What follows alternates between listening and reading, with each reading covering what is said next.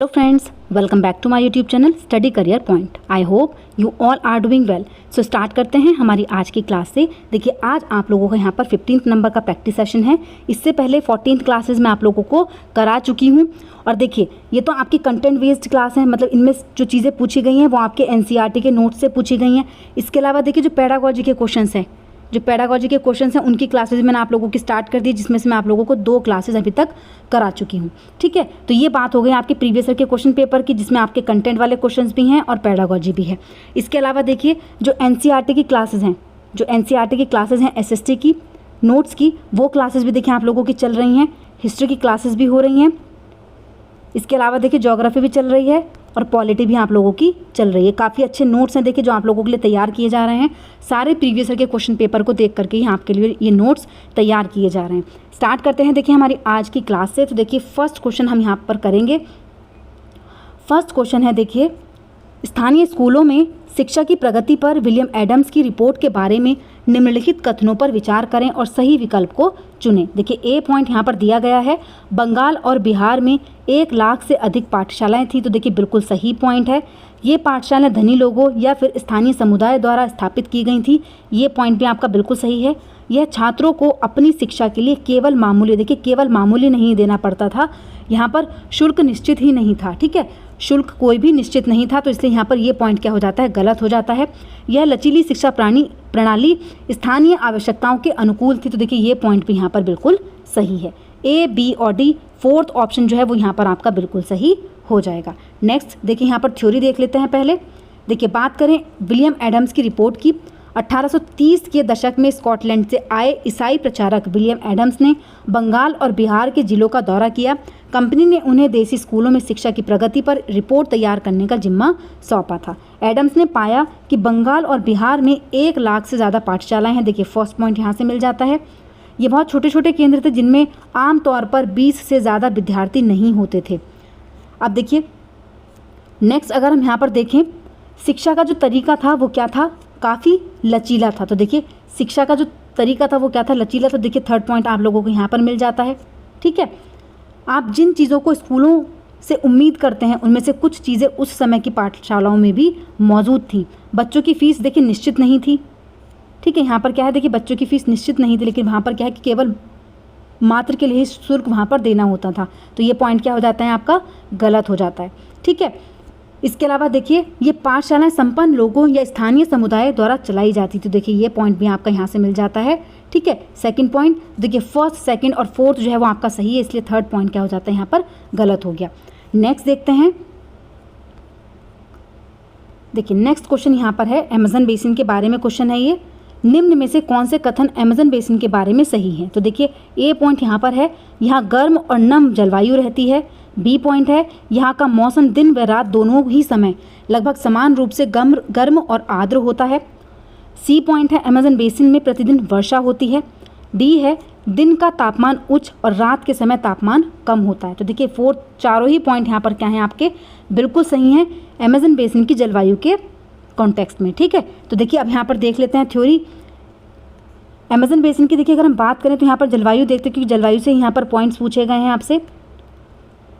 देखिए यहाँ पर जो जलवायु होती है वो गर्म और नम जलवायु रहती है। फर्स्ट पॉइंट देखिए यहाँ पर। ठीक है, यहाँ का मौसम दिन व रात दोनों ही समय लगभग समान रूप से गर्म और आर्द्र होता है। सेकंड पॉइंट हो जाता है, शरीर में चिपचिपाहट महसूस होती है। इस प्रदेश में लगभग प्रतिदिन वर्षा होती है। देखिए थर्ड पॉइंट ये हो गया, और वह भी बिना किसी पूर्व चेतावनी के। दिन का तापमान उच्च और आर्द्रता अति उच्च होती है। देखिए फोर्थ पॉइंट आप लोगों का ये हो जाता है। तो देखिए तीनों चारों ही पॉइंट यहाँ पर क्या हैं, आप लोगों के बिल्कुल सही हैं। नेक्स्ट क्वेश्चन पर चलते हैं। देखिए नेक्स्ट क्वेश्चन यहाँ पर है, चाप झील क्या होती है। देखिए चाप झील मैंने आप लोगों को कल की क्लास में ही कराई है। ज्योग्राफी का चैप्टर है 3rd, उसमें कराई हुई है चाप झील कैसे बनती है, किन कारणों से होती है। तो देखिए अपर्दन से होती है, निक्षेपण से होती है या फिर विसर्पण से होती है। तो देखिए तीनों ही पॉइंट यहाँ पर यूज़ होते हैं जब चाप झील बनती है। तो यहाँ पर तीनों ही पॉइंट्स क्या हो जाएंगे, आपके बिल्कुल सही हो जाएंगे। ए, बी और सी तीनों ही पॉइंट्स क्या हैं, बिल्कुल सही हैं। नेक्स्ट क्वेश्चन पर देखिए यहाँ पर थ्योरी देख लेते हैं। देखिए जब नदी मैदानी क्षेत्र में प्रवेश करती है तो यह मोड़दार मार्ग पर बहने लगती है। नदी के इन्हीं बड़े मोड़ों को विसर्प कहते हैं। ठीक है, जो ये मोड़ होते हैं ये क्या होते हैं, विसर्प कहते हैं। इसके बाद विसर्पों के किनारों पर लगातार अपर्दन और निक्षेपण होता रहता है। विसर्प लूप के सिरे निकट आते हैं और समय के साथ विसर्प लूप से कट जाते हैं और एक अलग झील बनाते हैं जिसको कहते हैं चाप झील। तो देखिए चाप झील जो होती है वो देखिए यहाँ पर तीनों ही पॉइंट यूज़ हो रहे हैं, विसर्पण भी यूज़ हो रहा है, इसके बाद अपर्दन और निक्षेपण भी यहाँ पर यूज़ हो रहा है। तो तीनों ही पॉइंट यहाँ पर क्या हैं, बिल्कुल सही हैं चाप झील के बनने में। नेक्स्ट क्वेश्चन देखते हैं। देखिए नेक्स्ट क्वेश्चन यहाँ पर है, निम्न में से कौन सा बदलाव अंग्रेजों ने 1859 के आखिर तक देश पर दोबारा नियंत्रण पा लेने के बाद किया। देखिए कौन से बदलाव किए थे यहाँ पर। देश के सभी शासकों को भरोसा दिया गया कि भविष्य में कभी भी उनके भूक्षेत्र पर कब्जा नहीं किया जाएगा। हिंदुओं की ज़मीन और संपत्ति बड़े पैमाने पर जब्त की गई। भूस्वामियों और जमींदारों की रक्षा नहीं करने के लिए नीतियाँ बनाई गई। अंग्रेज़ों ने फैसला किया कि वे भारत के धर्म और सामाजिक रीति रिवाज को अनदेखा करेंगे। तो देखिए यहाँ पर अनदेखा करने की बात नहीं करी गई थी, अपनाने की बात करी गई थी। तो ये पॉइंट भी यहाँ पर गलत है। उनकी रक्षा के लिए, रक्षा नहीं करने के लिए नीतियाँ, उनकी रक्षा के लिए नीतियाँ बनाई गई, तो ये पॉइंट भी यहाँ पर गलत हो जाता है। संपत्ति जब्त नहीं करी गई थी। यहाँ पर देखिए जो पॉइंट नंबर 1 है, ऑप्शन नंबर 1 है, वही आपका सही है। इसके अलावा तीनों पॉइंट जो हैं वो गलत हैं। थ्योरी देखते हैं। देखिए विद्रोह के बाद के साल अगर हम यहाँ पर बात करें तो देखिए अंग्रेज़ों ने 1859 के आखिर तक देश पर दोबारा नियंत्रण पा लिया था, लेकिन अब वे पहले वाली नीतियों के सहारे शासन नहीं चला सकते थे। उन्होंने 1858 में एक नया कानून पारित किया और ईस्ट इंडिया कंपनी के सारे अधिकार ब्रिटिश साम्राज्य के हाथ में सौंप दिए थे। अब देखिए यहाँ पर अगर हम बात करें सबसे पहली पॉइंट की, तो देखिए देश के सभी शासकों को भरोसा दिया गया कि भविष्य में कभी भी उनके भूक्षेत्र पर कब्जा नहीं किया जाएगा। इसके अलावा सेना में भारतीय सिपाहियों का अनुपात कम करने और यूरोपीय सिपाहियों की संख्या बढ़ाने का फैसला लिया गया। नेक्स्ट पॉइंट है देखिए मुसलमानों की ज़मीन संपत्ति बड़े पैमाने पर जब्त की गई। देखिए हिंदुओं की नहीं की गई थी, किसकी की गई थी, मुसलमानों की गई थी। इसके अलावा अंग्रेज़ों ने फैसला किया कि भारत के लोगों के धर्म और सामाजिक रीति रिवाजों का सम्मान करेंगे। देखिए सम्मान करने की बात की गई थी, ना कि उसको ना अपनाने की। भूस्वामी और जमींदारों की रक्षा करने और ज़मीन पर उनके अधिकारों को स्थायित्व देने के लिए नीतियाँ बनाई गई थी। तो देखिए वहाँ पर बोला गया था कि रक्षा नहीं करने के लिए नीतियाँ बनाई गई, तो वो पॉइंट भी गलत हो जाता है। तो देखिए सिर्फ एक ही पॉइंट यहाँ पर सही है। नेक्स्ट क्वेश्चन पर चलते हैं। देखिए नेक्स्ट क्वेश्चन यहाँ पर है, इतिहास में प्रयोग होने वाला शब्द है लैटिन शब्द एनो डोमिनी। इसका अर्थ क्या होता है। तो देखिए एनो डोमिनी का जो अर्थ होता है वो होता है ईसा मसीहा के जन्म का वर्ष। ठीक है, ना आपदा का वर्ष है, ना परिवर्तन का है, ना ही जन्म का वर्ष है। किस चीज़ का, ईसा मसीहा के जन्म का वर्ष। अब देखिए ये जो है ये फर्स्ट चैप्टर का ही क्वेश्चन है आप लोगों का, किसका, हिस्ट्री का मैंने आप लोगों की 6th क्लास करवाई है, उसमें फर्स्ट ही चैप्टर के अंदर ये चीज़ें आपको दी गई हैं। बात करें अगर BC की, तो देखिए बिफोर क्राइस्ट, ईसा के जन्म से पहले का समय। AD की अगर हम बात करें एनो डोमिनी, तो वो क्या होता है, ईसा मसीहा के जन्म के बाद का समय। ठीक है, तो देखिए ये चीज़ें मैंने आप लोगों को कराई हुई हैं, इसलिए मैं आपको बार बार बोल रही हूँ पहले NCERT को कंप्लीट कीजिए, उसके बाद आप लोग प्रैक्टिस सेट ज़रूर लगाएं, आप लोगों को काफ़ी हेल्प मिलेगी। नेक्स्ट क्वेश्चन देखते हैं। देखिए नेक्स्ट क्वेश्चन है रॉलेट एक्ट के द्वारा। देखिए रॉलेट एक्ट के संदर्भ में A, B और C पर विचार करें और उपयुक्त विकल्प को चुनिए। A पॉइंट दिया गया है, रॉलेट एक्ट ने मूल अधिकारों पर प्रतिबंध लगाया और पुलिस के अधिकारों को मजबूत किया। देखिए A पॉइंट जो है वो यहाँ पर बिल्कुल सही है। मोहम्मद अली जिन्ना इस एक्ट का समर्थन किया। मोहम्मद अली जो जिन्ना थे उन्होंने इस एक्ट का समर्थन किया था, जबकि महात्मा गांधी और अन्य इस एक्ट में संशोधन चाहते थे। इसके अलावा देखिए जो नेक्स्ट पॉइंट है वो है, जबकि हिंदू और मुस्लिम दोनों ही रॉलेट एक्ट के विरुद्ध थे, तब भी रॉलेट सत्याग्रह अंग्रेजों के विरुद्ध संपूर्ण भारतीय संघर्ष नहीं बन सका। तो देखिए यहाँ पर कौन सा पॉइंट है, तो यहाँ पर देखिए केवल A ही पॉइंट यहाँ पर सही है, इसके अलावा दोनों पॉइंट ये क्या है यहाँ पर गलत है। थ्योरी देखते हैं। देखिए रॉलेट एक्ट की, देखिए 1919 में गांधी जी ने अंग्रेजों द्वारा हाल ही में पारित किए गए रॉलेट कानून के खिलाफ सत्याग्रह का आह्वान किया था। यह कानून अभिव्यक्ति की स्वतंत्रता जैसे मूलभूत अधिकारों पर अंकुश लगाने और पुलिस को और ज़्यादातर अधिकार देने के लिए लागू किया गया था। ठीक है, अब यहाँ पर देखिए महात्मा गांधी, मोहम्मद अली जिन्ना तथा अन्य नेताओं का मानना था कि सरकार के पास लोगों की बुनियादी स्वतंत्रताओं पर अंकुश लगाने का अधिकार नहीं है। ठीक है, अब यहाँ पर देखिए चीज़ें गलत दी गई हैं। इसके अलावा देखिए यहाँ पर बोला गया था कि उन्होंने इस कानून को शैतान की करतूत और निरंकुशवादी बताया था। गांधी ने लोगों से आह्वान किया कि इस कानून का विरोध करने के लिए 6 अप्रैल 1919 को अहिंसक विरोध दिवस के रूप में अपमान व याचना दिवस के रूप में मनाया जाए। ठीक है, नेक्स्ट देखिए यहाँ पर है रॉलेट सत्याग्रह ब्रिटिश सरकार के खिलाफ पहला अखिल भारतीय संघर्ष था। हालांकि यह मोटे तौर पर शहरों तक ही सीमित था। देखिए सिर्फ शहरों तक ही क्या था, ये सीमित था। ठीक है, अब देखिए नेक्स्ट यहाँ पर देखिए इसी जो रॉलेट एक्ट है इसी के अंदर क्या हुआ था। देखिए यहाँ पर इस जनसंहार पर रविंद्रनाथ टैगोर ने अपनी पीड़ा और गुस्सा जताते हुए नाइटहुड की उपाधि वापस लौटा दी थी। नेक्स्ट पॉइंट की देखिए अगर हम बात करें,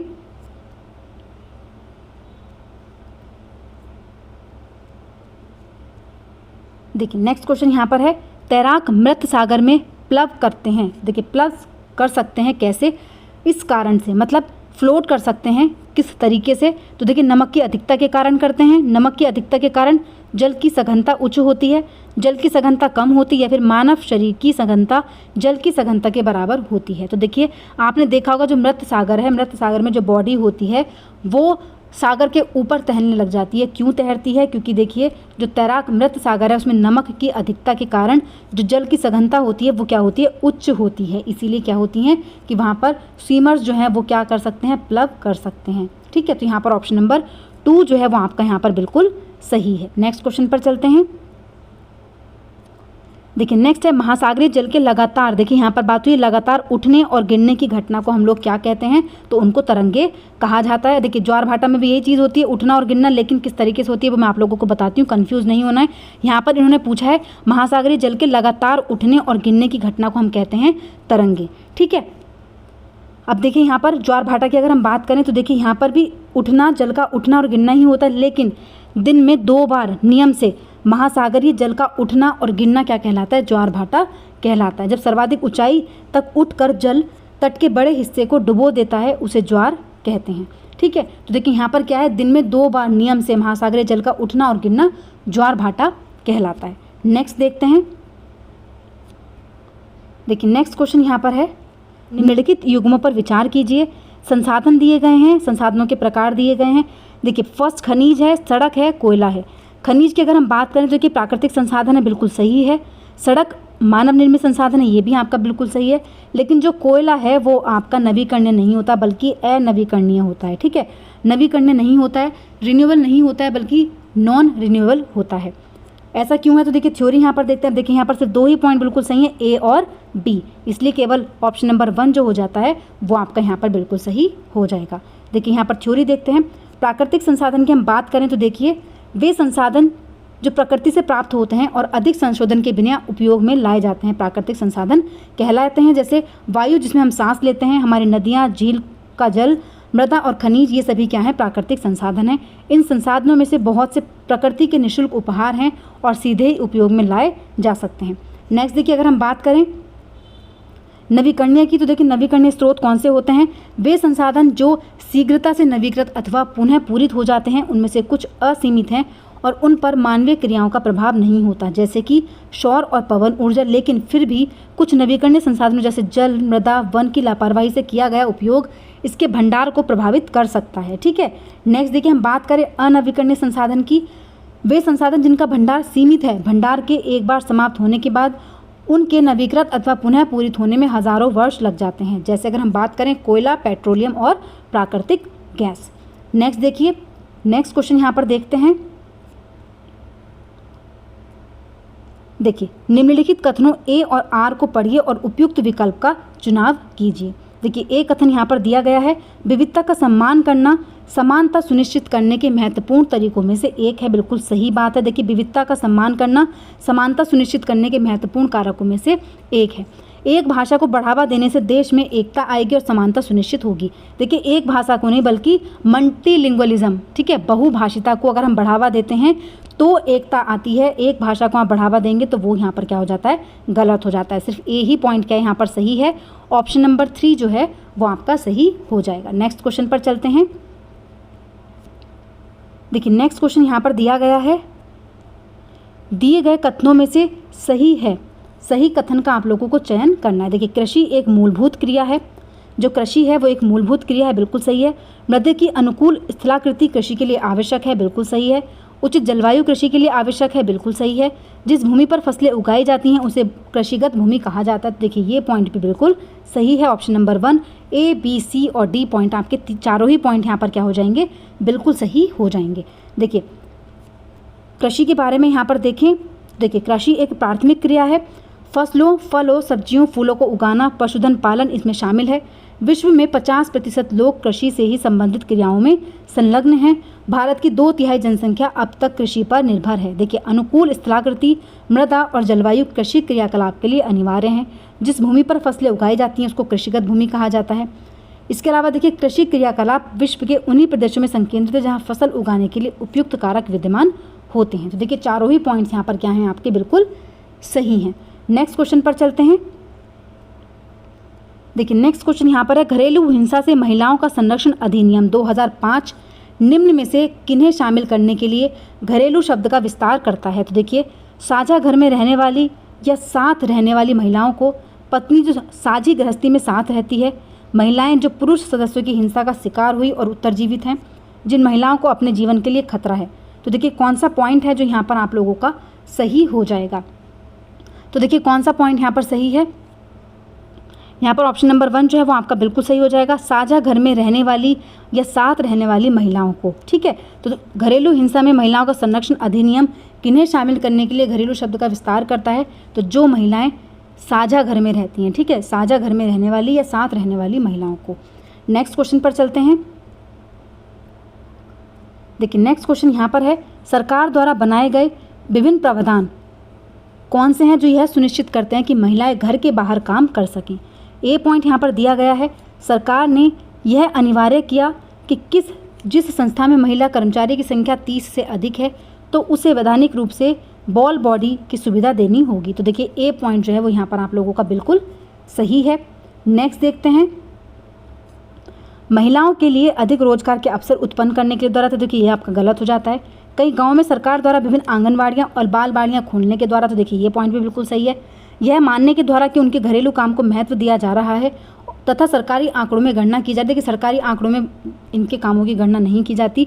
तो ये पॉइंट क्या हो जाएगा, गलत हो जाएगा। सिर्फ ए और सी ही पॉइंट यहाँ पर क्या हैं, सही हैं। ऑप्शन नंबर 3 जो है वो आप लोगों का बिल्कुल सही हो जाएगा। नेक्स्ट क्वेश्चन पर चलते हैं। देखिए यहाँ पर देख लेते हैं, महिलाओं का काम और समानता। देखिए जैसा कि हमने देखा, महिलाओं के घरेलू और देखभाल के कामों को कम महत्व देना एक व्यक्ति या परिवार का मामला नहीं है।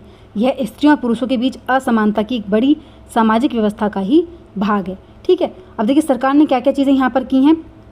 देखिए अगर मैं 30+ वाला आपको बताऊं तो देखिए यहाँ पर देखिए शासन ने एक कानून बनाया जिसके तहत यदि किसी संस्था में महिला कर्मचारी की संख्या 30 से अधिक है तो उसे वैधानिक रूप से बालवाड़ी की सुविधा देनी होगी, ठीक है, बालवाड़ी की सुविधा देनी होगी। ये चीज़ यहाँ पर लिखी गई है, ठीक है। नेक्स्ट देखिए अगर हम देखें, पूरे देश के कई गाँवों में शासन ने आंगनबाड़ियाँ और बालवाड़ियाँ खोली हैं। तो देखिए दोनों पॉइंट यहाँ पर जो मैंने आपको बताया दोनों ही सही हैं। इसके अलावा जो वो दोनों पॉइंट है वो क्या है, बिल्कुल यहाँ पर गलत है। नेक्स्ट क्वेश्चन देख लेते हैं। देखिए नेक्स्ट क्वेश्चन यहाँ पर है, राजा का काम सैनिकों के बिना नहीं चल सकता, सैनिक वेतन के बिना नहीं जी सकते। वेतन आता है किसानों से एकत्रित किए राजस्व से, मगर किसान भी राजस्व तभी चुका सकेंगे जब वे खुशहाल और प्रसन्न हों। ऐसा तभी हो सकता है जब राजा न्याय और ईमानदार प्रशासन को बढ़ावा दे। यह वाक्य जो है वो निम्न में से किस मध्यकालीन इतिहासकार ने लिखा है। अमीर खुसरो ने लिखा, मिन्हाज-ए-सिराज ने लिखा, फ़ख्र-ए-मुदव्विर ने लिखा या फिर ज़ियाउद्दीन वर्नी ने लिखा। तो देखिए कौन सा पॉइंट है जो यहाँ पर आप लोगों का बिल्कुल सही है। तो देखिए ऑप्शन नंबर 3 जो है वो यहाँ पर आप लोगों का सही हो जाता है। फ़ख्र-ए-मुदव्विर द्वारा ये चीज़ लिखी गई है। नेक्स्ट क्वेश्चन है,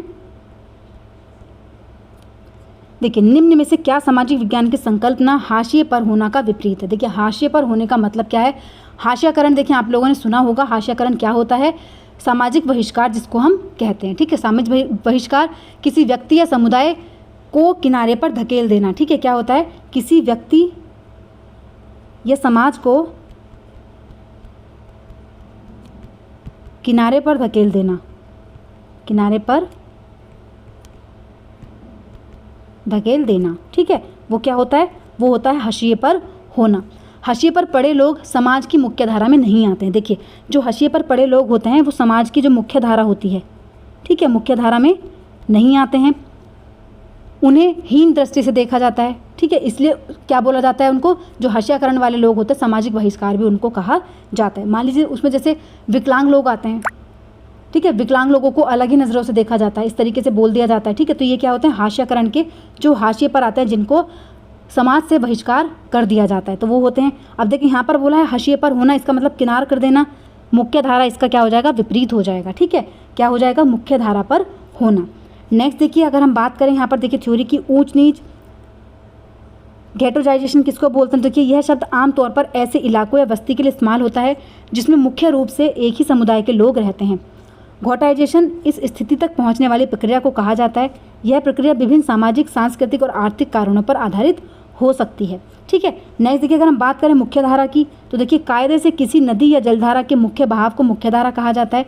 इस अध्याय में यह शब्द एक संस्कृति संदर्भ के लिए इस्तेमाल हुआ है जिसमें वर्चस्व वाले समुदाय के रीति रिवाजों और प्रचलनों का सही माना जाता है, ठीक है। उन लोगों या समुदायों को भी मुख्य धारा कहा जाता है जिन्हें समाज का केंद्र माना जा रहा है, ठीक है। तो देखिए यहाँ पर जो चीज़ें इस पॉइंट में दी गई थी उनका भी मैंने आप लोगों को मीनिंग बता दिया कि क्या क्या चीज़ें यहाँ पर यूज़ की गई हैं। नेक्स्ट देखिए, नेक्स्ट क्वेश्चन यहाँ पर है, माध्यमिक विद्यालय में एक शिक्षिका अपने विद्यार्थियों को ग्लोब पर किसी स्थान की अवस्थिति को पहचानने की प्रक्रिया में संलग्न करवाना चाहती है। निम्न में से किस जानकारी की हमें आवश्यकता होगी, मतलब उसको किस चीज़ की जानकारी की आवश्यकता होगी जब क्या कर रही है, वो ग्लोब पर किसी स्थान की अवस्थिति को पहचानने के लिए क्रिया करवा रही हैं। अक्षांश जिस पर उत्तर या दक्षिण लिखा हो, देशांतर जिस पर पूर्व या पश्चिम लिखा हो, विषुववृत्त से दूरी। तो देखिए यहाँ पर दोनों ही पॉइंट बिल्कुल ज़रूरी हैं, लेकिन सी पॉइंट विषुववृत्त से दूरी, इस चीज़ का कोई यूज़ यहाँ पर नहीं है, ठीक है। तो केवल ए और बी पॉइंट यहाँ पर सही हो जाएंगे।